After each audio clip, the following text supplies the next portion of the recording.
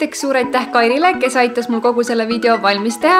Teiseks ma loodan, et teile meeldis seda sorti outfiti video ja kõik outfitide detailid te leiate siit video alt. Ja kui te tahaksite tulevikus veel sarnaseid videosid näha, siis ärge unustage pöialt aktiivseks vajutada ja näeme juba järgmisel esmaspäeval. Olge tublid, tšau!